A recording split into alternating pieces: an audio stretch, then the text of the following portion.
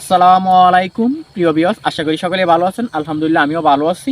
আজকে এরকম একটা সুন্দর ওয়েদারে চলে আসছি আমি। আজকে যদি এই বিকেলটা না দেখেন আপনারা খুবই মিস করবেন। আমার পাশে আছে বিল, আর বিলের ওই সাইডটাতে আপনার টান এলাকাটা আছে আপনার সরিষা ক্ষেত।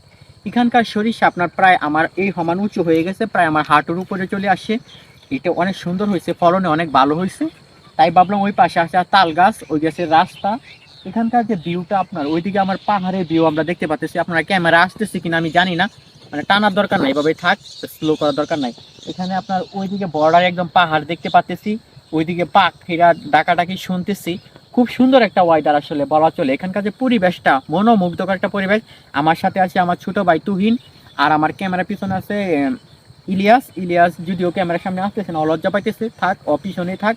ওই পাশে আছে অন্য আরেকজন, কিন্তু সেও আসতেছে না, ফারজানা বলতেছে আমি লজ্জা পাইতেছি। আসলে দেখেন এখানকার যে ভিউটা, আল্লাহ তাআলার সৃষ্টি কত সুন্দর, আসলে কত মনোমুগ্ধকর যে এখানকার পরিবেশটা। আপনারা যদি নিজ চোখে না দেখেন প্রকৃতি খুব কাছ থেকে, আর এখানকার যে মানে সরিষার যে একটা গ্রান আসতেছে, অনেক সুন্দর একটা গ্রান আসতেছে, অনেক জোস একটা গ্রান আসতেছে।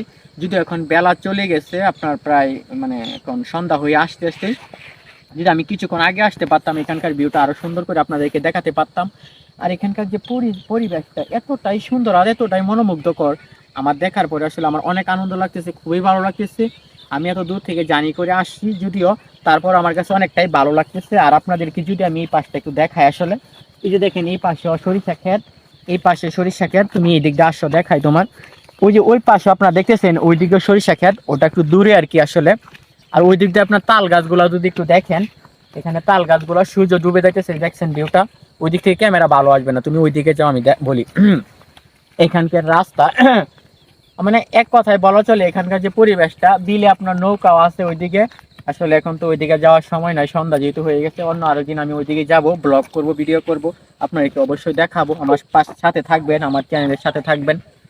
আসলে আমার আমি এত সুন্দর একটা মানে জায়গায় আসছি, আসলে এত ফাঁকা জায়গা, এত নীরব জায়গা, এখানে কোনো মানুষ নেই, কোনো কোলাহল নেই, কোনো হুড়াহুড়ি নেই। ওই পাশ দিয়ে গরু ঘাস খাইতেছে। আসলে এখানকার যে ওয়েদারটা, পাখি ডাকতেছে, আপনারা শুনতেছেন কিনা জানি না, এত ভালো লাগতেছে। আসলে এখানকার প্লেসটা আপনাদেরকে কি বলবো, আসলে জোস একটা প্লেস, খুবই ভালো লাগতেছে, খুবই মনোমুগ্ধকর লাগতেছে।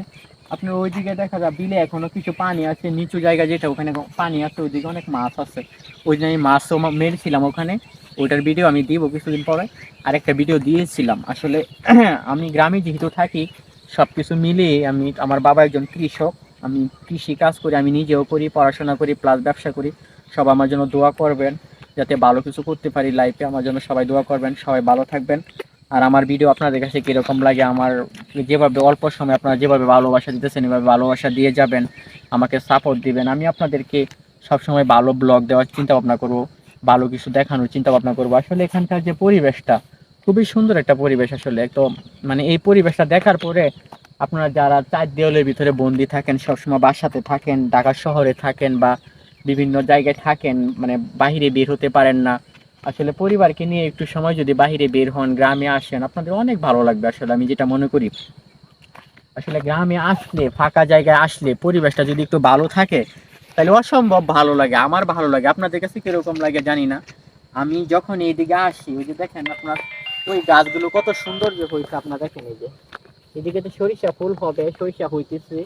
আসলে কিছুদিন পরে এখানকার যে আরো সুন্দর হবে ওয়েদারটা, এখানে সরিষা হবে, এইদিকে আপনার সরিষা, কত সুন্দর লাগতেছে পরিবেশটা। আসলে দেখেন এই যে ফুলগুলো ফুটে আছে, কত সুন্দর লাগতেছে দেখেন। আসলে এত সুন্দর, আল্লাহ তাআলা সৃষ্টি কত সুন্দর।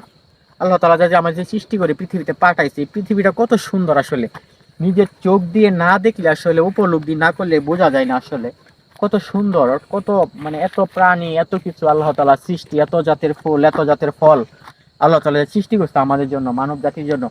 কতটা যে আমাদের জন্য মঙ্গলজনক হয়তো আমরা বুঝি না।